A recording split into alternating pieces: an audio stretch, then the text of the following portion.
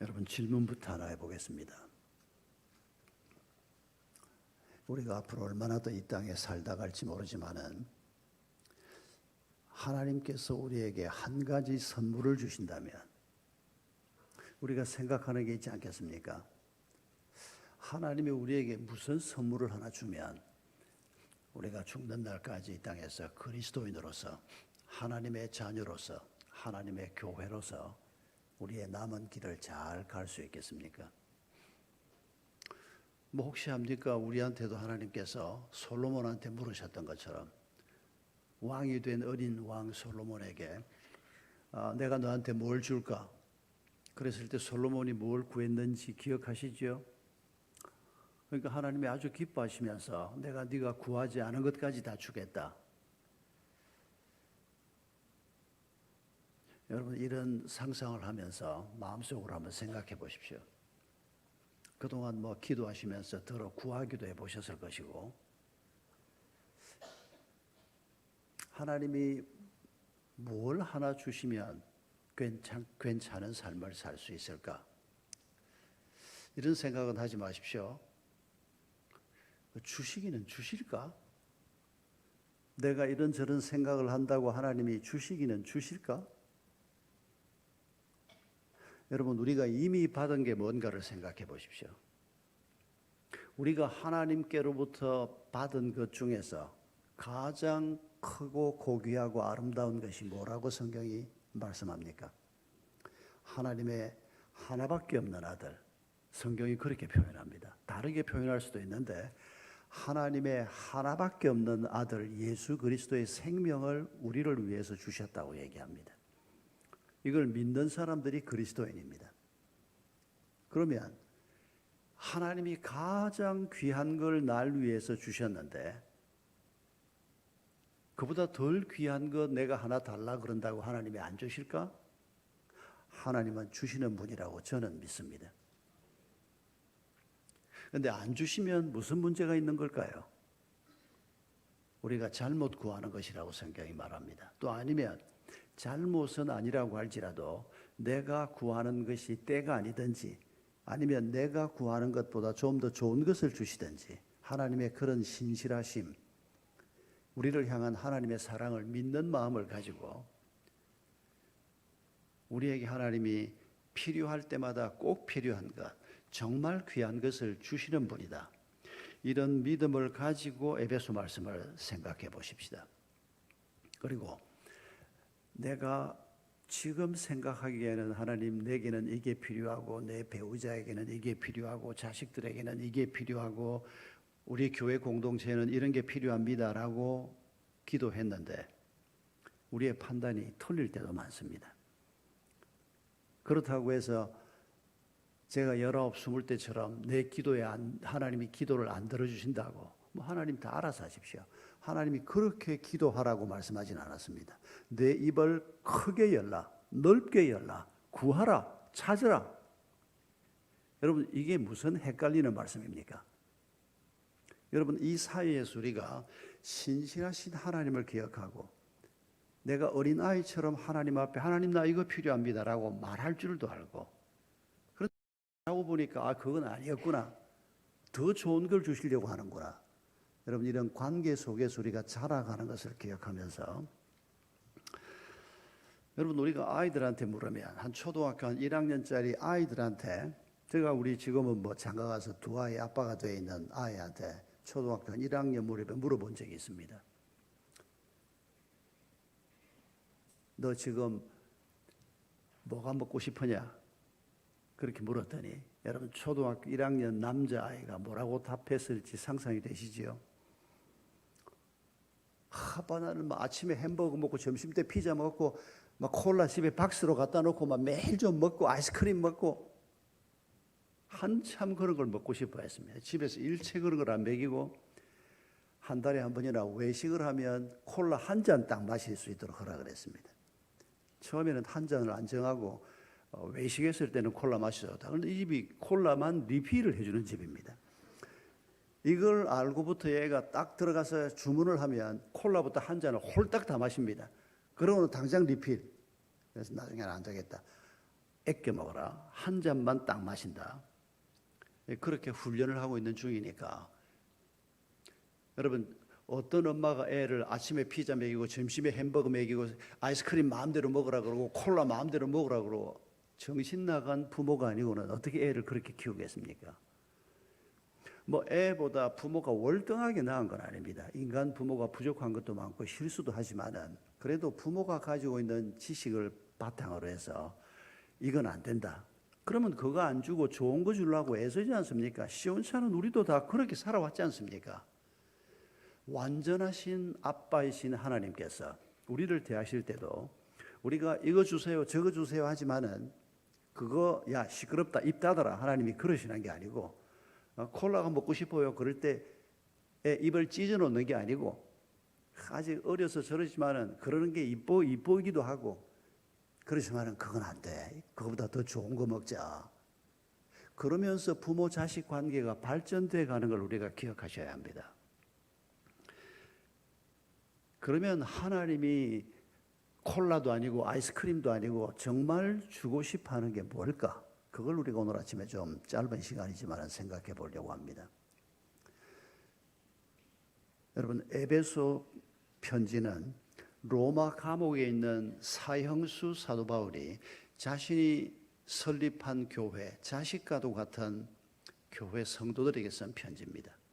이때 교회는 이미 사도 바울이 감옥에 있다는 말이 떠올리게 하는 것처럼 이미 큰 박해 속에 이미 진입이 되어 있었습니다.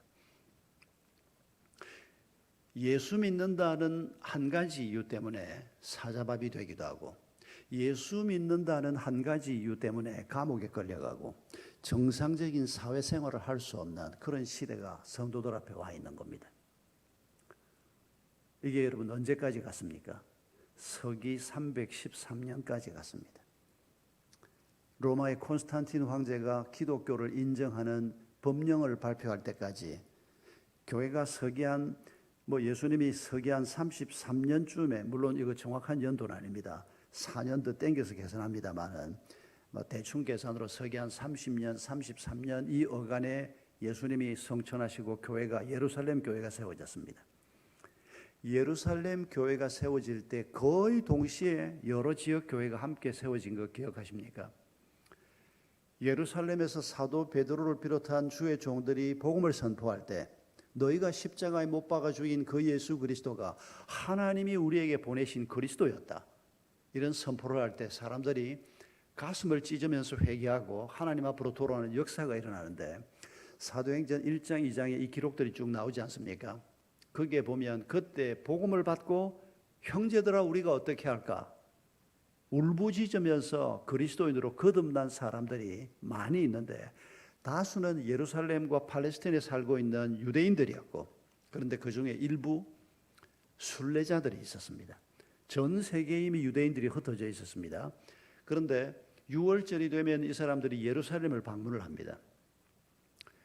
이 방문했던 순례객이었던 사람들 중에서 이 회개 대열에 참여하는 사람들이 있었습니다. 그리고 사도행전 1장을 보면 어디에서 온 사람들이 이때 그리스도인이 됐는가 지명들이 쭉 기록되어 있습니다. 그게 오늘 우리가 익숙하게 알고 있는 로마도 있고요. 갑바도기아도 있습니다. 굳이 제가 로마와 갑바도기아를 언급하는 이유는 뭔고 하니까 우리가 2000년 전에 이 로마 갑바도기아에 어떤 그리스도인이 있었는지 우리가 전혀 알지 못합니다. 천국 가면 우리가 만날 수 있을 겁니다. 그런데 오늘 이 로마와 갑바도기아를 우리가 언급하는 이유가 이 두 도시에는 2000년 전 그리스도인들의 흔적이 그대로 남아 있습니다. 아마 여러분 중에서 로마의 카타콤을 가보신 분들이 계실 겁니다. 한 120개의 카타콤이 발견되어 있습니다. 이 120개의 카타콤을 전부 그 복도의 길이를 합하면 900km쯤 됩니다. 여러분 이게 지하 공동묘지입니다. 공동묘지를 파서 사람을 묻으러 왔는데 로마 인근에 있던 그리스도인들이 도망을 치다가 일부 그리스도인들이 지하 공동묘지 속에 들어갔습니다. 근데 거기는 안전한 걸 발견을 했습니다. 더 이상 경찰이 추적을 안 하고 군대가 추적을 하지 못하는 겁니다. 거기 설마 들어가서 살냐?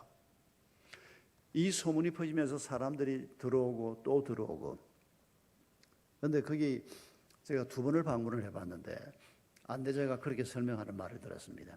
그 카타콤이 있는 그 지역이 엉회암이라고 하는 흙이 덮여 있는 곳인데, 이게 호미 같은 간단한 도구로도 바위처럼 생겼는데 이게 깨면 쉽게 깨지고 쉽게 굴을 팔 수 있는 그런 지형이라는 겁니다. 더군다나 그 흙을 파서 로마 시내로 가지고 들어가면 그 당시에 이 흙이 건축 자재로 쓰였다는 겁니다. 요즘 시멘트 비슷했던 모양입니다. 이걸 물을 타서 어떻게 하면 옛날에 진흙보다는 좀 나은 형태로 집을 지을 때 이게 건축 자재였기 때문에 숨어 사는 사람들이 먹거리를 사는 게 쉽지가 않은데, 그 흙을 가지고 시내에 들어가서 음식물로 바꾸어서 나오고, 그러나 그들이 죽는 날까지 그 지하 공동묘지 안에서 살았습니다. 거기서 자식을 낳고 부모님 장례를 치르고 죽는 날까지 거기에서 살 거라고 아마 생각하지 못했을 겁니다. 그런 환경 속에서 살았으니까, 그런 공동묘지가 아니더라도 그런 박해 속에서 살았으니까 우리를 이렇게 하나님이 그냥 둘 리가 없다. 우리 살아 생전에 예수님이 다시 재림할 것이다. 이런 재림 신앙이 교회 안에 퍼지기 시작했습니다. 이단이라고요? 아닙니다. 이단이라기보다는 너무 현실이 어려우니까 우리를 위해서 예수의 생명까지 내주신 하나님이 과연 우리를 이렇게 비참하게 죽도록 할까? 우리 살아 생전에 예수님이 다시 재림해서 이 상황이 끝날 수도 있다. 이런 기대를 품었던 겁니다.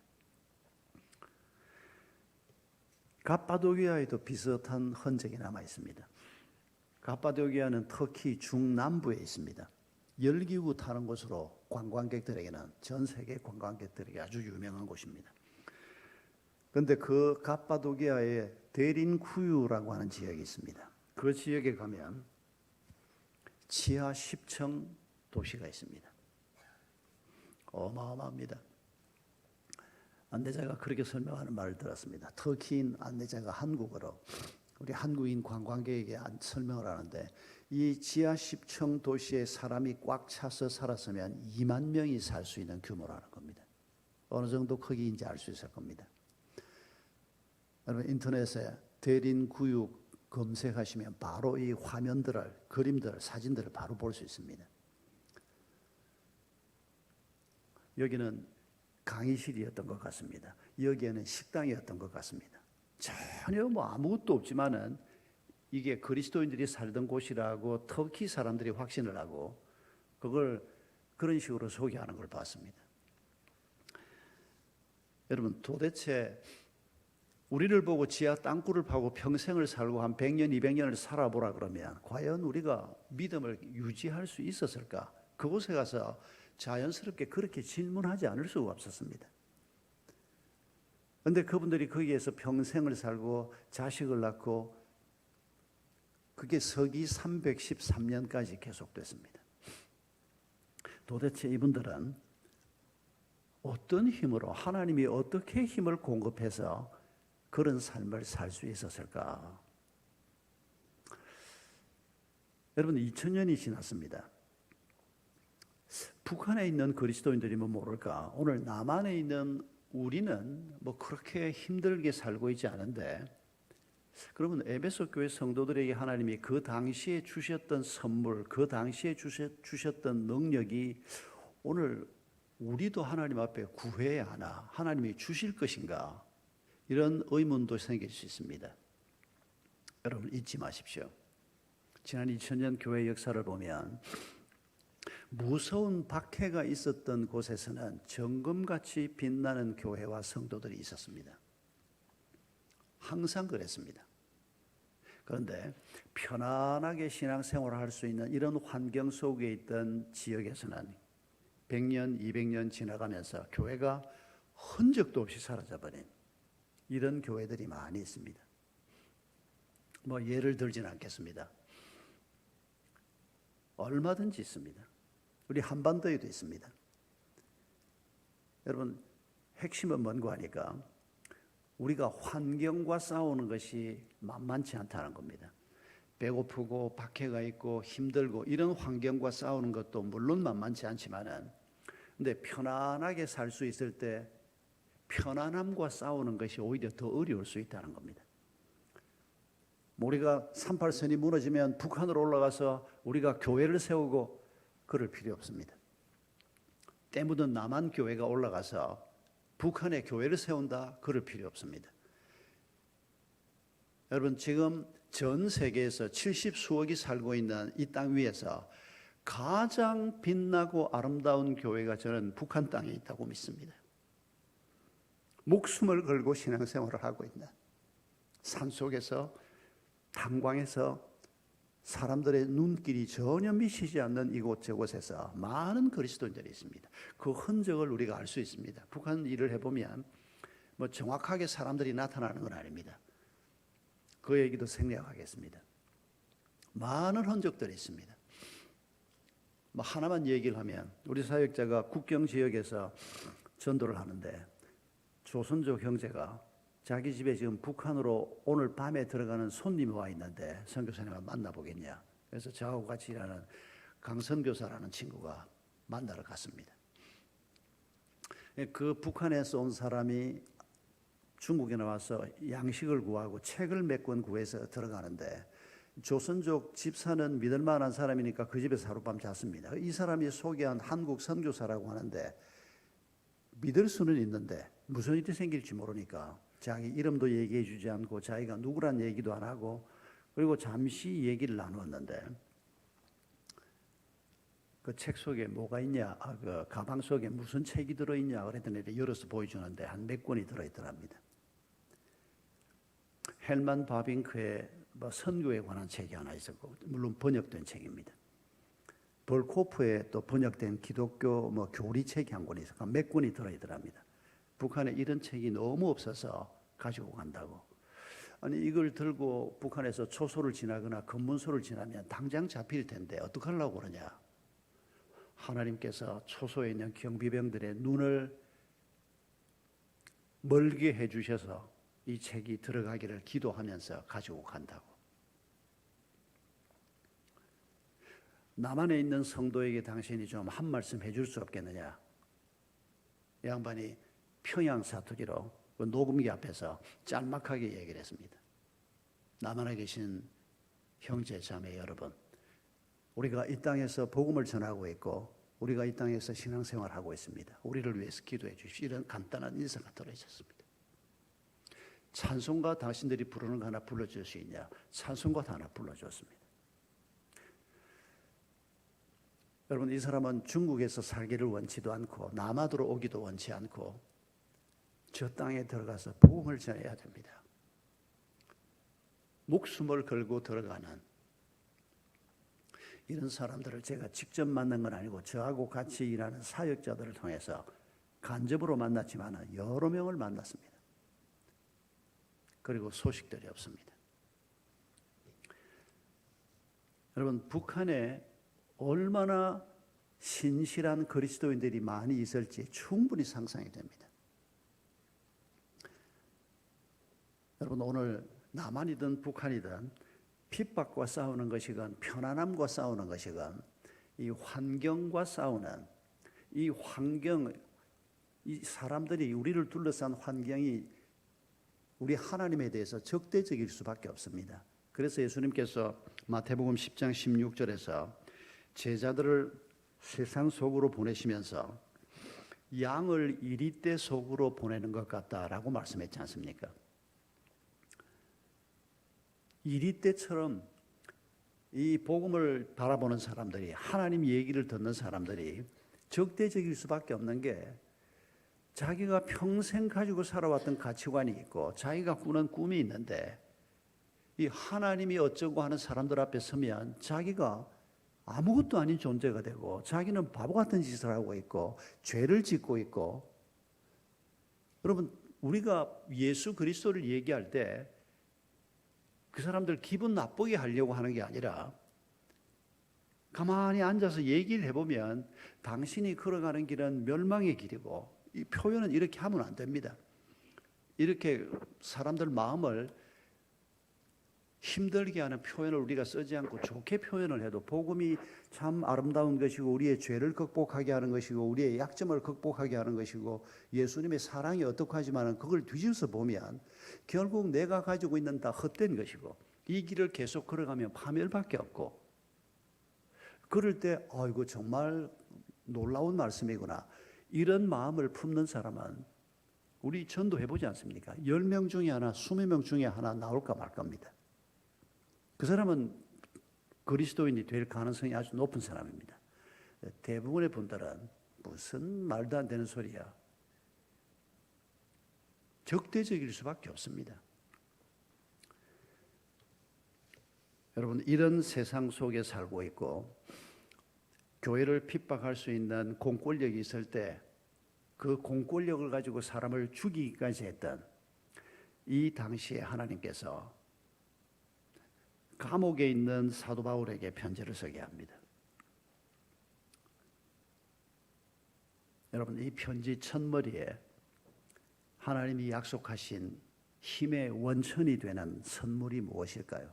오늘 저녁에는 5장에 나오는 이 박해가 시작되는 즈음에 우리의 가정을 하나님께서 어떻게 세워서 이 어려운 때를 살라고 말씀하는지 오늘 저녁에는 우리의 가정에 관한 말씀을 생각하려고 하는데 이 시간에는 우리 한 사람 한 사람 개인에게 주시는 말씀입니다. 또 좀 바꿔서 설명하면 성전된 교회인 나에게 하나님이 뭐라고 말씀을 하시는가. 오늘 저녁에는 우리가 부부로 우리의 가정을 세우고 살아가는 우리에게 하나님께서 우리라고 하는 교회를 향해서 하나님이 뭐라고 말씀하시는가. 이 두 가지 말씀을 생각하려고 합니다. 여러분, 우리가 오늘 6절 말씀을 읽었습니다. 이 6절에서 하나님께서 어떤 놀라운 선물을 말씀하고 계시는지 보셨습니까? 우리는 생각하기를 내가 이리떼 속에 둘러싸여 살면 양으로 살아가지고는 도저히 안 된다. 신앙을 가지고 있으면서도 그렇게 판단을 하고는 우리도 모르게 기도할 때 하나님 저 이리떼를 한 입에 물어 뜯어 죽일 수 있는 호랑이가 되게 하거나 사자가 되게 해주십시오. 우리는 이런 기도를 자꾸 하고 싶어 합니다. 왜냐하면 그게 힘이 있어 보이고 내가 호랑이나 사자가 되면 이리를 이길 수 있다고 자꾸 판단하기 때문입니다. 우리가 익숙하게 보아왔던 힘이 이리보다는 사자나 호랑이라고 판단하기 때문입니다. 그러나 하나님이 우리에게 주려고 하는 힘은 호랑이나 이리의 힘이 아니고 어린 양의 모습이지만은 그 양에게 공급되는 놀라운 힘을 가지고 이리와 이리떼를 어떻게 이기는가, 그 힘을 하나님은 우리에게 주려고 합니다. 여러분, 예수님이 이 땅에 와서 33년을 살다 가시면서 자신의 모습을 철저히 어린 양이라고 말씀하셨습니다. 예수님은 호랑이나 사자로 자신의 모습을 바꾸지 않았습니다. 예수님이 이렇게 말씀하신 거 기억하십니까? 내가 12영 더 되는 천사들을 불러서 이것들을 싹 썰어버릴 수 있는 거 너희들이 모르느냐? 그런 힘을 가지고 있는 분입니다. 그런데도 마지막 순간까지 어린 양의 모습으로 저들이 찌르면 찔리고 저들이 욕하면 욕먹고 저들이 십자가에 매달면 그냥 그 십자가의 길을 걸어가고, 이게 양의 모습이라고 말씀하십니다. 그리고 이게 바로 사랑이라고 말씀하십니다. 이런 모습을 가지고 마지막까지 길을 걸어갔던 그 예수 그리스도가 죽음을 이기고 죄를 이기고 사람들의 마음을 바꾸어 놓고, 그래서 이 세상에 사랑의 힘보다 더 큰 힘이 없다, 그런 표현이 나왔지 않습니까? 여러분, 우리 마음속에는 하나님이 그냥 나한테 내 통장에 오늘 밤에 탁 자고 나서 일어나면 하나님이 한 500억만 딱 넣어놔 주시면 내가 죽을 때까지 그냥 이 돈 가지고 돈 때문에 비굴한 소리 안 하고 돈 때문에 어디 가서 죄 안 짓고, 그리고 이 돈 가지고 내가 11조는 기본으로 하는 거고 교회 어려운 일이 있을 때 교회를 위해 헌금도 하고 주변 사람들도 좀 돌아보고, 이런 생각을 예수 믿은 지 한 1, 2년 밖에 안 된 분이 한다면 애교로 봐줄 수 있습니다. 그런데 예수 믿고 벌써 한 5년이 지나고 7년이 지나고 꽤 세월이 지났는데도 아직도 이런 기도에 머물러 있다면 이 사람은 그리스도인 아닙니다. 왜요? 예수 믿고 5년, 7년이 지났다는데 예수 믿기 전에 우리에게 가장 강력한 힘이었던 돈, 그거 모르는 사람이 누가 있습니까? 아이도 아는데, 아이도 한 10살만 돼도 돈의 힘이 뭔지를 아는데. 그런데 예수라는 게 뭡니까? 우리가 예수 그리스도를 알고 보니까 돈보다 더 강력한 힘이 그분에게 있고 이 세상에 어떤 힘보다 더 강력한 힘이 하나님께 있다는 것을 아는 사람이 그리스도인입니다. 그러면 돈도 우리에게 필요하지만은, 건강도 필요하지만은, 이 세상에서 이런저런 필요한 게 많지만은 아버지이신 하나님이 우리에게 주시려고 하는 것이 그저 이 세상에서 얻을 수 있는 이런저런 것들이 아니고 그보다 더 높은 어떤 것이라고 하는 것을 깨닫지 못한 사람이 어떻게 그리스도인이라고 말할 수 있겠습니까? 엄마가 나한테 주고 싶어 하는 게 아이스크림이고 햄버거가 아니라 엄마의 사랑이 담기고 마음이 담긴 음식이라는 것을 배우지 못하면 부모 자식 관계는 형성되지 않습니다. 여러분, 오늘 본문에서 하나님이 에베소 교회 성도와 그 당시 성도들에게 주고 싶어하는 첫 번째 선물이 뭔가 하니까 관계입니다. 너희가 내게 누구냐 하는 말로 시작이 됩니다. 3절에서 내가 모든 신령한 복을 너희에게 주고 싶다 이렇게 시작합니다. 1절, 2절은 인사고 3절에서 신령한 복. 여러분, 이 신령한 복이란 말은 하나님께서 우리에게 주고 싶어하는 영적 복이라는 건데, 이 영적이란 말이 뭐 먹고 마시고 육체에 관계된 게 아닌 어떤 육체적 영적인 것 이렇게 해석하는 것은 옳지 않습니다.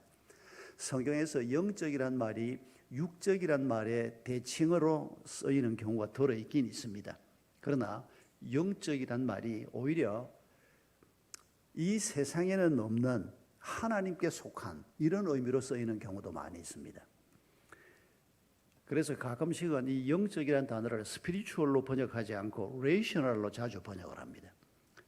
합리적인 혹은 있어야 할 것이 그 자리에 있는, 그때 하나님이 보시기에 좋았더라라고 창세기에 말씀했는데, 여러분, 새는 하늘을 날고 물고기는 물속을 헤엄을 치고 동물들은 육지에서 살고, 이 하나님이 자연의 섭리를 만들어 놓은 이 창조 질서를 보시면서 하나님이 첫째 날 보시기에 좋았더라, 좋았더라, 좋았더라. 이 좋았더라라고 하는 단어와 이 합리적이다, 레이셔널이라고 하는 단어가 새는 하늘을 나는 것이 맞다는 겁니다. 새가 물속에 들어가는 것은 그건 합리적이 아니라는 겁니다. 그게 보시기에 좋다는 겁니다. 이 영적이라는 단어가 그렇게도 해석되는 걸 기억하면서 하나님께서 우리에게 이전에 너희가 본 적이 없는, 이 세상에는 존재하지 않는 나만이 너희에게 줄 수 있는 이런 선물을 주시겠다, 이런 의미로 내가 너희에게 모든 신령한 복을 주겠다. 그런데 4절부터 그 복이 설명이 되는데, 너희가 내게 어떤 존재냐? 하나님께서 창세전에 우리를 택하셨다고 말하면서 5절에서는 우리가 바로 하나님의 아들, 딸이라고 얘기합니다. 5절에 딸이란 말이 없다고 따님들이 서운해할 필요는 전혀 없습니다. 이게 대표형 표현입니다. 아들, 딸이라고 써야 하는데 그냥 아들이라고만 쓰고, 예루살렘의 딸들아 나를 위해서 울지 말고 너희 자녀를 위해서 울라. 십자가의 길을 가던 예수님이 그렇게 말씀하셨는데, 예루살렘의 아들들이 딸들 보고 기도하라 그랬으니까 나는 잘난다. 그리고 오늘 안 나오신 분 아들 중에 혹시 없겠지요? 이게 대표형 표현입니다. 어미들아 할 때 아비도 포함되는 겁니다. 아비들아 할 때 어미가 포함되는 겁니다. 여러분, 지금 엄청난 박해 속으로 들어가고 있는 이스라엘 백성들에게, 유대인들에게 지금 하나님께서, 아니 이 당시 1세기 교회를 향해서 하나님이 너희가 내게 내 아들, 딸 아니냐? 그러면 하나님은 누가 됩니까? 우리의 아버지가 되는 겁니다. 여러분, 힘든 자식에게 아버지가 너를 도와주마, 내가 너와 함께하마, 그렇게 표현하고 싶은데 달리 표현을 하는 게 아니고 네가 내 아들이잖아. 내가 네 아빠 아니냐. 여러분 이 표현 속에 모든 것이 다 담겨 있지 않습니까? 지금 하나님께서 이 에베소 교회 성도들에게 이렇게 지금 말씀을 시작하는 겁니다. 여러분 우리가 언제부터 하나님 마음에 있었다고요? 우리가 어머니 뱃속에 있기 시작할 때? 아닙니다. 놀랍게도 하나님께서는 하늘에 태양을 만들기도 전에, 하늘의 별과 달이 만들어지기 전에 하나님이 우리의 마음속에 있었다고 얘기합니다. 여러분 이 말씀이 갖는 우리에 대한 하나님의 마음, 또 우리를 얼마나 존귀한 존재로 하나님이 보고 있는가 하는 이런 하나님의 뜻을 우리가 잊지 말아야 합니다. 세상은 우리를 보잘것없는 자라고 말할지 모릅니다. 뭐 회사에서도 우리를 쓸모없다 그럴 수도 있고, 뭐 부부간에도 서로 좋아서 살다가 싫다고 이혼을 당할 수도 있고, 친구에게 배신을 당할 수도 있고, 내가 이 부족한 나를 들여다봐도 참 못난 놈이다 이런 생각이 들 수도 있습니다. 그러나 하나님은 우리를 바라보실 때 이 세상을 만들기도 전에 내가 너를 택했다. 여러분 이게 우리를 향한 하나님의, 우리의 아빠이신 그분의 마음입니다. 우리 앞에 어떤 고난이 있든지 간에, 우리가 얼마나 연약하고 어리석은 자이든지 간에 천지를 지으신 하나님께서 우리에게 이런 마음을 가지고 네가 내 아들이다, 네가 내 딸이다, 내가 너의 아빠다. 아바, 아버지라고 하는 표현은 정확하게 아빠라고 하는 표현입니다. 저는 제가 19살 때 돌아가신 우리 아버지를 한 번도 아빠라고 불러본 적은 없습니다. 그때는 그런 말이 있는지도 몰랐습니다. 그냥 아버님이었습니다. 그래도 아바마마보다는 훨씬 낫죠. 여러분 아바마마는 분명히 자기 아버지를 지칭하는 표현이지만은 거기에는 따뜻함이 없습니다. 거기는 왠지 아주 쌩쌩 찬바람이 불고 피바람이 불 것 같은. 그런데 아빠라고 하는 단어는 그렇지 않습니다. 우리 아이 셋이 어릴 때 말 가르치면서 아빠라고 불러라라고 말한 적이 없는데 말 시작하면서부터 아빠. 여러분 그 아빠가 그게 얼마나 친애의 감정을 표현하는 말인지 우리가 알지 않습니까? 그런데 천지를 지으신 하나님께서, 오늘도 모든 것을 다스리는 하나님께서 이 미물만도 못하고 이 보잘것없는 죄인인 우리를 보고 그저 예수님의 십자가 은혜를 깨닫게 된, 그것도 하나님이 선물로 주신 것인데 예수님의 십자가와 부활의 비밀을 깨닫게 된, 그래서 조금 믿음을 가지게 된 우리를 아들, 딸이라 불러주시고, 우리에게 어떤 어려움이 있더라도 내가 너의 애비다, 내가 너의 애미다, 함께 이 길을 가자. 여러분 이게 에베소 교회와 그 당시 성도들에게 주는 최고의 선물로 맨 먼저 언급되고 있는 말씀입니다. 여러분 하버드 대학에서 1938년부터 무려 75년 동안 진행해온 연구가 하나 있습니다. 그게 몇 년 전에 발표가 됐습니다. 75년이 끝나고 그게 발표가 되고, 또 이게 아마 우리 한국말로만 더빙된 게 아니고 여러 나라 말로 많은 사람에게 알리는 이런 작업이 있었던 것 같은데, 여러분이 좀 자세히 들어보기를 원하시면 유튜브 검색을 하시면서 하버드 대학 행복 연구 이렇게만 쳐도 아마 뜰 겁니다. 그 책임자인 하버드 대학 교수가 영어로 발표하는 걸 한국어 더빙까지 해서 아주 자세하게 올라와 있습니다. 여러분 1938년에 큰 재벌 회사로부터 연구비를 받으면서 이 사람들이 뭘 시작했는가 하니까 720여 명의 그 당시 18, 19살짜리 남자아이들을 선택을 했습니다. 여성들을 뽑지 않은 것은 접촉의 어려움 때문이었던 것 같습니다. 그 당시만 해도 옛날 아닙니까? 하버드 대학 3학년 학생들을 한 몇백 명 뽑았습니다. 머리 좋고 집안 좋은 애들이 대부분입니다. 그리고 보스턴에 있는 빈민촌의 같은 나이 남자아이들도 또 몇백 명 뽑았습니다. 그러니까 720명의 이 표본이 아주 머리 좋고 똑똑한 이런 아이들부터 시작해서 빈민촌 아이들까지 다양한 남자아이들 17, 18, 19 이 아이들 720명을 뽑은 겁니다. 그리고 이 사람들하고 전부 계약을 맺었습니다. 앞으로 이 사람들이 75년 동안 살아가면서 언제 행복해지는가, 그걸 연구하기 위해서입니다. 이론적인 연구가 아니고 그동안 많은 학자들이 뭐 행복은 이런 거다 저런 거다 그런 걸 연구하려고 하는 게 아니고, 지금 18, 19살짜리 남자아이들이 미국 땅에서 살면서 실제로 한 사람 한 사람이 한 서너 사람 가지고는 표본이 적어서 객관성이 떨어지니까 720명이면 충분히 객관성이 확보되지 않습니까? 뭐 머리가 좋은 사람, 돈 많이 번 사람이 행복하더라가 아니고 다양한 사람, 평생 돈 벌지 못하고 사는 사람도 꽤 많이 있으니까 75년 동안 이 사람들 본인들에게 1년에 한두 번 계속 질문을 합니다. 금년에 무슨 일이 있었고, 금년에 특히 좋은 일은 뭐고, 불행한 일은 뭐였으며, 이 사람들이 결혼하고 난 다음에는 부인한테 질문을 합니다. 애들이 자란 다음에는 애들한테 질문을 합니다. 이 사람들이 직장에 들어가면 직장 동료들을 명단을 받아서 질문을 합니다. 이 사람들 주치의에게 1년에 한 번, 2년에 한 번씩 이 사람의 건강검진 기록부를 달라고 합니다. 이 사람에 관해서 조사할 수 있는 건 샅샅이 조사를 하는 겁니다. 그러니 연구비가 얼마나 들었겠습니까? 무려 720명인데. 여러분, 이 사람들 중에서 훗날 미국 대통령이 한 사람 나왔습니다. 당시 하버드 대학 3학년이었던 존 F 케네디가 바로 그 사람입니다. 이 사람들이 평생을 본인이 1년에 한두 번 인터뷰하고 주변 사람들 인터뷰하게 하고, 그렇게 해서 75년의 연구가 끝나고, 이 하버드 대학 연구진이 이 인터뷰 결과를 가지고 내린 결론이 뭔고 하니까, 사람이 언제 행복했는가? 돈을 많이 번 사람이 행복한 게 아니고 사회적으로 중요한 위치에 나갔던 사람이 그 위치 때문에 행복했던 게 아니고, 결론은 좋은 관계를 잘 유지하면서 살았던 사람이 행복하더라입니다. 좋은 관계라는 게 뭔고 하니까, 첫째는 부부 관계입니다. 그리고 부모 자식 관계입니다. 그리고 가까운 친구나 직장 동료나 평범한 사람이라도 주변에 가까운 사람들이 조금씩은 다 있게 마련입니다.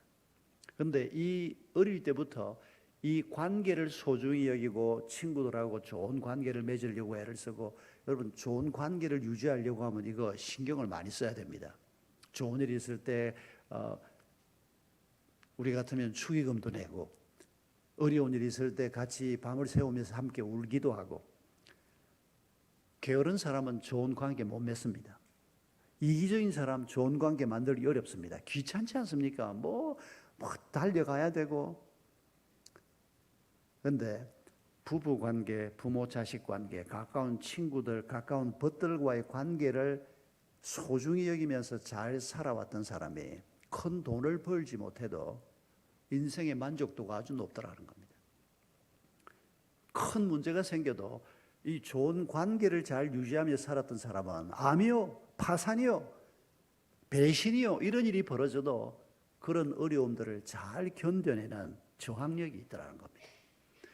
그런데 이런 좋은 관계를 소중히 여기지 못하고 산 사람들은 큰 돈을 벌었습니다.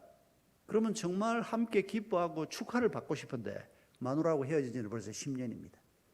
애들 코빼기도 못 본 지가 벌써 7, 8년이 됐습니다. 가정이 박살이 난 겁니다. 가까운 친구도 별로 없습니다. 자랑하고 싶은데 자기 자랑을 들어줄 사람도 없고 마음을 담아서 축하해 주는 사람도 없습니다. 너무 울적해서 그날 밤에 술이 막 떡이 되도록 먹고 뻗어버렸습니다. 그냥. 건강은 더 나빠지고 돈이 아무 의미가 없어지는. 여러분, 이거 우리가 조금만 마음을 바로 먹고 생각해도 알 수 있습니다. 여러분, 믿음을 떠나서 100평짜리 집에 사는 사람이 행복할까요? 50평짜리 집에 사는 사람이 행복할까요? 그게 좀 말도 안 되는 질문을 하고 있네. 우리가 다 그 정도 생각은 할 줄 압니다. 왜냐하면 행복은 집 크기에 있는 게 아니라는 걸 알기 때문입니다. 두 부부가 얼마나 마음 맞추어서 사느냐, 이게 관계입니다. 여러분, 믿음을 떠나서 그냥 사람들의 행동에 관한 연구를 했던 사람들이 이런 결론을 내리고 있는 걸 우리가 보면서 여기에 중요한 관계가 하나 빠져 있다는 걸 우리는 알 수 있습니다. 하나님과의 관계가 전혀 고려되지 않고 있습니다. 하나님은 뭐라고 말합니까? 하나님과의 관계 안에서 너와 나의 관계, 하나님과의 관계 안에서 아내와 남편의 관계. 그저 내 자식이니까 내가 사랑한다. 아닙니다. 하나님과의 관계 안에서 하나님이 선물로 내게 보내주신 내 자식들과의 관계, 부모님과의 관계. 여러분, 이게 우리의 부족한 인간관계를 완전하게 만드는 통로입니다. 하나님과의 관계가 없으면 인간이 아무리 노력을 해도 우리의 힘으로는 그 관계를 잘 만들 수가 없지만, 그럼에도 불구하고 하버드 대학 연구에서 어떤 물질보다, 어떤 사회적인 포지션보다, 어떤 유명세보다 그나마 하나님하고의 관계가 빠져 있는데도 사람들이 만들어가는 이 관계가 가지고 있는 영향력이 이렇게 크다는 것을 그 사람들이 확인하고 있는 겁니다. 하물며 우리가 하나님을 알고 하나님과의 관계 안에서 사람과의 관계, 또 물질과의 관계, 일과의 관계, 이런 것들을 만들어 갈 때 그게 우리에게 진정한 축복의 통로가 된다는 것을 알 수 있습니다. 오늘 아침에 이렇게 아침 일찍이 많은 분들이 이 자리에 와서 계신데, 아침에 와 계신 여러분들 중에서 혹시 하나님의 아드님, 따님들 말고 혹시 하나님의 조카분들이 누가 오신 분들이 계십니까? 성경이 조카란 표현을 직접 쓰진 않습니다만은 하나님은 분명히 우리를 아들, 딸로 불렀다고 하는데 우리가 하나님의 집에서 조카 짓을 하고 있는 경우가 참 많습니다. 우리 자신을 잘 점검해 볼 필요가 있습니다. 여러분, 조카만 해도 가까운 관계입니다. 그러니까 우리가 하나님을 알고 하나님을 아빠라고 부르기도 하고 내가 하나님의 아들이다 딸이다 라고 하는 정체성이 조금씩 있긴 한데, 근데 우리 하는 짓을 가만히 뜯어보면 이게 친자식이 아니고 겨우 조카 정도 되는 친밀함, 이런 정도를 가지고 신앙생활하는 경우가 얼마든지 있을 수 있다는 겁니다. 여러분, 친자식과 조카의 차이를 한번 상상해 보십시오. 제가 조카가 굉장히 많습니다. 우리가 형제 5이고 제가 셋째고, 우리 처갓집이 5이고 제 아내가 첫째입니다. 우리 막내 처제는 애가 5입니다. 우리 누님은 애가 4입니다. 뭐 조카들이 아주 양쪽 다 합하면 막 버글버글합니다. 전 세계에 여기저기에 다 흩어져 있습니다. 제 막내 아우는 대학 1학년 때부터 같이 살기 시작해서 저하고 같은 교회에 있고 그 교회에서 장로가 되고 그 교회에서 지금 현재도 남아 있습니다. 그러니까 그 동생은 제가 가족을 위해서 기도를 하면 아들하고 동생하고 맨날 헷갈려가지고 동생 이름이 아들 자리에 자주 올라오기도 하는 그런 동생인데, 그 집에 딸 둘이 있는데 정연이, 도연이라는 애들이 제일 어린 조카들이죠. 참 이뻐하고, 걔들 무슨 일이 있으면 제가 지금도 막 밤중이라도 달려갈 수 있는 마음의 준비가 되어 있는 큰아빠인데, 또 우리 형님 집의 딸 둘은 바로 내 옆에 삽니다. 애들도 대학생 때부터 같이 살면서 지금 벌써 50이 넘어서 교회에서 목자하고 얼마나 신실하고 신앙생활을 잘하는지, 걔들이 내 조카인 것이 정말 자랑스러운 그런 애들입니다. 근데 조카일 뿐입니다. 여러분, 제가 딸 아들 셋인데 제가 이런 장면이 떠오릅니다. 우리 아들이 어릴 때 우유를 참 좋아했습니다. 얘가 집에 돌아오면 항상 큰 머그잔에 이런 머그잔 2배쯤 되는, 지가 어디서 구해다 놓은 지 잔이 있습니다. 그건 아무도 손 못 대게 하고, 학교에서 딱 돌아오면 그 컵에 우유를 부어서 한 잔 마시는 것이 집에 돌아와서 일과의 시작이라는 얘기를 제가 아내한테 듣고 있었습니다. 그런데 어느 월요일 날 제가 집에 있는데 좀 더웠습니다. 방학 직전인지 방학 끝난 직후인지 여름이었습니다. 애가 다녀왔습니다. 아빠 있네. 제가 거실에 앉아 있었거든요. 아내는 안방에 있었고, 애가 냉장고 문을 여는 장면을 제가 처음 봤습니다. 그때 중학교 한 1학년, 2학년쯤이었는데 얘가 냉장고 문을 여는데 문을 여는 게 아니고 문짝을 뜯는 것처럼 막 잡아당기는데 막 힘이 넘쳐가지고 그냥. 그때 이미 키가 저하고 비슷했습니다. 제가 175인데 중1 때 얘가 174 이래가지고 아빠 한번 키 한번 재보자고 이러던 때입니다. 달리기는 벌써 걔가 초등학교 5학년 때 제가 걔를 따라잡지 못했습니다. 이런 먹어서 안에 우유를 확 이래 붓는데 그날 얘가 문짝을 딱 열었는데 우유가 없던 겁니다. 얘가 어쩌는 거 하니까 화가 나가지고 그냥 막 얼굴이 막 불그락 푸르락 이러면서 나를 쳐다보는 건 아니고 안방을 쳐다보면서 엄마 왜 우유가 없어? 지금보다 막 훨씬 큰 목소리로. 이 자식이 아빠도 앉아있는데 어디다가 고함을 질러댑니까 지금. 지가 뭐라고? 아니 우유가 없으면 그냥 찬물 한 사발 마시고 지방에 들어가면 되지. 지가 뭐 전교 1등을 한번 해봤습니까? 뭐 지가 뭐 알바를 해서 아빠 운동화를 한번 사줬습니까?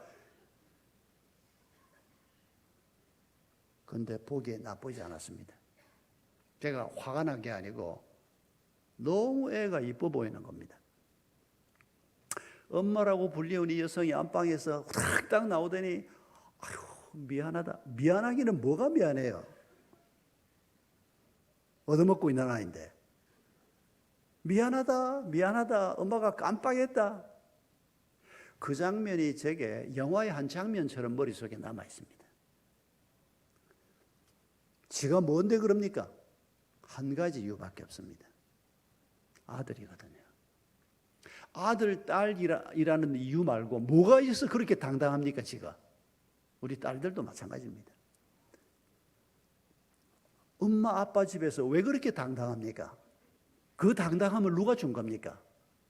부모가 준 거 아닙니까? 너는 내 아들이다, 내 딸이다 라고 하는 말 속에 그 모든 당당함이 담겨 있지 않습니까? 우리가 하나님 집에 그런 자식이라는 겁니다. 네가 내 아들이다. 네가 내 아들이고 내 딸이면 로마가 아무리 세다고 해도 내가 로마 저거 하나를 어떻게 못하겠느냐? 여러분 그게 에베소 편지를 시작하는 하나님의 마음이라는 것입니다. 여러분 사도 바울이 감옥에서 이 에베소 편지를 쓰고 있습니다. 얼핏 생각하면 우리가 이렇게 생각할 수 있습니다. 아니 감옥에 있는 지 앞가림도 못하고 지 스스로 어떻게 하지도 못하고 그 감옥에 갇혀 있다가 결국 목 잘려서 죽어버리고 만 사람을 통해서 하나님이 힘내라 이런 편지를 쓰는 게 맞냐? 예수 믿고 한 4, 5년밖에 안 된 사람이 이런 질문을 하면 애교로 우리가 들어줄 수 있는 질문입니다. 그러나 바울이 어떤 분인지를 안다면 바울이 빌립보 편지를 또 에베소 이후에 썼습니다. 역시 감옥에서. 여러분 하나님이 힘이 모자라서 바울을 로마 감옥에서 죽게 했을까요? 하나님은 빌립보 감옥도 문을 열었던 분입니다. 하나님이 허락하지 않으면 어떤 사람도 누구도 손댈 수 없습니다. 하나님의 자녀들을. 때가 돼서 하나님께서 그 바울을 천국으로 데려가기 위해서 순교의 길을 허락하신 것뿐입니다. 바울은 그걸 알고 있었습니다. 빌립보서에서 그가 그렇게 고백하지 않습니까? 내가 두 사이에 끼어 있다. 내 마음으로는 하나님께 빨리 가고 싶은데 내가 이 땅에서 할 일이 있어서 좀 더 있어야 할지도 모르겠다. 그의 생명이 전적으로 하나님께 달려 있음을 그가 알고 있습니다. 예수님도 알고 있었습니다. 재판을 받을 때 빌라도가 내가 너를 죽일 권도 있고 살릴 권이 있는 줄 알지 못하느냐? 그는 그 총독 자리에 있는 게 대단한 거라고 생각을 하고 그 위에 있는 하나님의 권세를 보지 못하는 사람이니까 지금 죄수의 신분으로 고발당해서 와 있는 예수에게 빌라도가 그렇게 말합니다. 그때 예수님이 했던 말이 뭡니까? 하나님이 허락하지 않으면 네가 내게 손댈 수 없다. 하나님이 허락하시면 내가 너의 재판으로 죽음의 길을 갈 수도 있지만은 하나님이 허락하지 않으면 내게 손댈 수 없다. 누가 결정권자인지 예수님이 알고 계셨고 바울 또한 그걸 알고 있었습니다. 우리가 그런 믿음을 갖지 못하고 우리의 아버지가 얼마나 크신 분인지를 미처 깨닫지 못하면 우리가 조카가 되는 겁니다. 믿음이 아주 없지는 않습니다. 교회를 떠나지는 않습니다. 그런데 하나님이 정말 크신 분이고 정말 하나님이 우리를 사랑하는 분이라는 것을 제대로 깨닫지 못하면 제가 이미 말씀드렸지 않습니까? 내 기도 안 들어준다고 아버지 살려달라는 기도가 뭐가 잘못됐냐고 교만방자하게 하나님 앞에 1년, 2년, 몇 년을 그 섭섭한 마음을 풀지 않고 기도도 안 하고 앉아 있었던 19, 20대의 제 모습. 그게 그때 지나고 완전히 없어졌냐? 아닙니다. 나이 들고 난 다음에 또 다른 것 때문에 또 섭섭합니다. 하나님이 개척하라 그래서 제가 개척의 길에 나섰습니다. 저는 청빙받아서 가고 싶었거든요. 17년을 서울 영동교회 첫 목회지에 있다가 16년쯤 돼서 여기서 내가 할 일은 다 끝난 것 같다. 그래서 기도를 시작했습니다. 제 아내는 말렸습니다. 여기 이렇게 재미있는데 뭐 언제까지 여기에 있자. 그런데 제 마음이 여기에 계속 있으면 여러 가지 문제가 생길 것 같다. 하나님 허락하신다면 제가 누구한테든지 나 어디 가고 싶다 친구한테 제가 그런 말도 안 하고 그냥 기도할 테니까 하나님 허락하시면 옮겨주십시오. 그런데 여기저기에서 어떻게 알고 제가 재미있게 목회 잘하고 있을 텐데 한 두 군데에서 구체적으로 청빙이 왔습니다. 두 군데 다 못 갔습니다. 아내가 반대해서 못 갔습니다. 제가 그 시점에 그보다 조금 더 이런 시점에 아무튼 하나님이 개척하라 그래서 개척도 하고 하나님이 기독교 학교 하라 그래서 학교도 하고 그 짐이 보통 짐이 아닌데 제 딴에는 하나님이 하라 그러니까 내가 하겠습니다. 덜렁덜렁. 그래서 제가 직접 담임 목사직을 내놓고 직접 개척을 네 번을 해보고 학교를 3곳에 세웠습니다. 분당에, 용인, 동백에, 마지막에 동탄에. 그런데 제 불만이 뭐였는가 하니까 하나님이 하라 그랬으면 돈을 주셔야 될 거 아닙니까?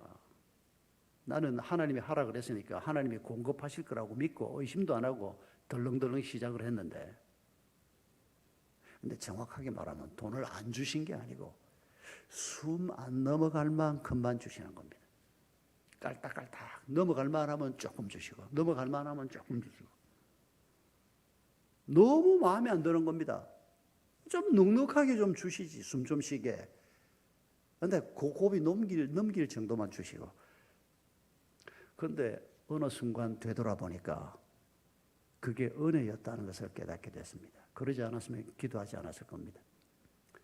그러지 않았으면 애가 터지게 하나님 앞에 무릎 꿇지 않았을 겁니다. 내가 잘난 줄 알았을 거고. 되돌아보면 하나님의 손길 아닌 것이 없고 내 생각보다 크신 하나님의 은혜 아닌 것이 없고 되돌아보면 모든 것을 그렇게 인정할 수밖에 없는 분이 우리의 아빠 되신 그분인데 그 순간에는 우리가 너무 현실이 힘들고 내 마음에 압박감이 심하고 연약하고 하니까 우리도 모르게 하나님을 섭섭해하고 그러다 보니까 하나님이 아빠가 아니고 옆집 아저씨 같기도 하고 또 내가 조금 기분이 좋을 때는 삼촌쯤 됐다가 하나님은 우리의 아빠가 되기를 원하시는데 여러분 우리가 죽는 날까지 하나님과 나의 관계가 아빠와 자식의 관계이기만 하다면 그 관계 속에서 하나님의 모든 좋은 것들이 공급될 것입니다. 그 관계에 있을 때 하나님의 모든 지혜와 하나님의 부요함과 하나님의 창의성과 하나님의 자유가 우리에게 있을 것입니다. 죄를 이길 수 있는 힘이 공급될 것이고 그래서 하나님께서 교회를 세우시면서 주신 말씀이 내가 너희에게 천국 열쇠를 준다. 너희가 여기서 풀면 내가 하늘에서 푼다. 너희가 매면 내가 하늘에서 맨다. 너희와 내가 한편이 되고 하나가 된다. 이게 부모 자식 관계 같은 표현이라는 겁니다. 이걸로 부족하니까 하나님이 부부 관계를 가지고 너희 신랑이 예수 그리스도고 너희는 내 신부다. 예수의 신부다. 여러분 부부 관계만큼 친밀한 관계가 세상에 어디 있겠습니까? 하나님이 이런 관계들을 통해서 우리에게 계속 설명하시는 겁니다. 여러분 이런 관계로 부르심을 받은 여러분 진심으로 축하드립니다. 이런 관계 속에서 인생길을 걸어가고 있는 것이 우리에게 얼마나 감사하고 얼마나 든든한 일인지 모릅니다. 제가 지금도 5년 전에 우리 이집사가 목사님 죄송합니다 아멘입니다 라고 전화하던 날이 생각이 납니다. 그날 제가 하남에 신방을 가 있었습니다. 신방을 마치고 딱 나왔는데 오후 한 4시가 좀 넘었는데 전화가 타고 이집사 이름이 딱 뜨길래 이거 일주일 전에 한 결과 조직 검사 결과가 나올 거라고 전화를 받았는데 너무너무 주저하면서 목사님 죄송합니다 아멘입니다. 제가 건강했거든요. 제가 감기 한 번 하지 않을 정도로 부모님이 저한테 돈은 안 물려줘도 두 가지를 물려줬습니다. 건강한 몸, 또 하나는 사람 좋아하는 성품. 이건 하나님이 주신 좋은 선물인 줄 제가 몰랐습니다. 목회를 하면서 알았습니다. 친구들은 목회를 하면서 너무 힘들다는 겁니다. 뭐가 힘드냐 그러면 사람들 대하는 게 그렇게 힘들다는 겁니다. 그런데 저는 촌놈이 서울에 올라가서 서울 강남에서 성도들하고 같이 지내는데 성도들을 만나면 물어볼 게 너무 많은 겁니다. 너무 흥미진진한 겁니다. 이 새로운 사람을 만나면 이 사람들은 어떻게 살다가 만나서 부부가 됐는지, 언제 첫 키스를 해봤는지, 언제 손을 잡았는지, 언제 싸우다가 이혼하고 싶다는 생각을 한 적이 있는지, 어떻게 그 위기는 또 극복을 했는지, 자식 낳아서 키울 때 도대체 뭐가 힘들었는지 마주 앉으면 3시간, 4시간 얘기를 해도 물어볼 게 너무 많은 겁니다. 그리고 듣는 얘기들마다 너무 재미있는 겁니다. 소설이 한 권 아닙니까? 모든 사람이. 난 그게 우리 아버지한테 물려받은 건 줄 몰랐습니다. 그때까지도 아버지를 원망했습니다. 믿고 돌아가신 건 감사하지만 돈 한 푼 남기지 않고 빚은 안 남겼습니다. 그것도 감사한데 그때는 몰랐습니다. 내 친구 보니까 아버지가 남긴 빚 때문에 죽을 고생을 하는 애도 나중에 보면서 우리 아버지가 그래도 빚은 안 남기고 집은 하나 남기고 갔습니다. 우리 어머니가 살 집은 하나 있었습니다. 감사할 일이 너무 많은데 어리석은 내 판단으로 목사가 된 다음에도 하나님이 주시는 은혜가 너무 큰데 내가 생각한 대로 하나님이 뭐 안 했다고 하나님이 일을 이렇게 하십니까? 물론 이건 내가 창피해서 제 아내한테도 이런 말은 안 했습니다. 그게 창피하고 시원찮은 말이라는 건 아니에요. 그러나 하나님 앞에 그 마음이 생기는 것은 어쩔 수가 없었습니다. 그래서 늘 하나님 앞에 회개할 수밖에 없었습니다. 그런 마음이 은퇴를 하고 한 4년 지나면서 책상에만 앉으면 그동안 하나님 앞에 실수하고 잘못했던 일들이 너무 많이 떠오르는 겁니다. 그러면서 이름에도 불구하고 하나님께서 여기에까지 이르게 하셨구나. 그 생각만 하면 그저 눈물밖에 나지 않는 게 없는, 그리고 우리가 앞으로 걸어갈 길을 생각하면 우리 앞에 도대체 뭐가 있을까? 요즘은 뭐가 있는지 모르지만은 우리 앞에 하나님이 예비하신 멋있는 일들이 앞으로도 계속 있을 것이다.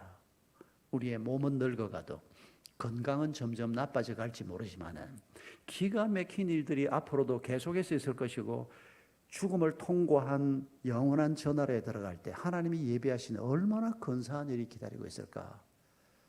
그 생각을 하면 너무 감사할 뿐입니다. 여러분, 그분이 바로 우리의 아빠 되신 하나님이 우리를 위해서 예비하신 것입니다. 여러분, 이런 믿음, 이런 관계 속에서 우리의 남은 길을 걸어가는 축복이 있기를 바랍니다. 오늘 아침에 우리가 다시 한번 하나님의 아들, 딸로서의 믿음을 회복할 수 있도록 주님의 은혜를 간구하십시다. 하나님을 삼촌이나 옆집 아저씨가 아니고 정말 아빠 되신 하나님으로 내 마음속에 다시 한번 모실 수 있도록 짧은 시간이라도 마음을 기울여서 함께 기도하십시다. 우리 오늘도 3가지 기도를 먼저 주님 앞에 올려드립니다. 먼저 감사의 기도부터 올려드립시다. 이 부족한 우리를 하나님께서 아들, 딸로 불러주셨습니다. 천지를 지으신 하나님 자신을 아빠라고 우리에게 말씀하셨습니다. 진심으로 하나님 앞에 감사하십시다. 2번째 기도는 회개의 기도입니다. 이런 놀라운 축복이 우리 앞에 있는데도 불구하고 우리는 세상에 있는 것, 내가 갖고 싶은 것을 더 소중히 여기면서 하나님과의 관계를 만들어가는 일에 소홀했던 것을, 또 하나님 안에서 가족들과 친구들과 지인들과 믿음의 동역자들과의 관계를 소홀히 여기고 살았던 것을 회개하십시다. 그리고 간구하십시다. 주의 성령께서 나를 도와주셔서 하나님과의 관계를 잘 누리게 해 주옵소서. 날마다 말씀을 묵상하는 자가 되게 하시고 내 삶 속에 거하시는 하나님과 날마다 교제할 수 있는 시간과 마음을 허락해 주시옵소서. 우리 시간에 이 세 가지 기도 제목을 가지고 먼저 하나님 앞에 헌신의 기도를 올려드리고 계속해서 우리 각자 개인 기도로 나아가겠습니다. 함께 기도하겠습니다.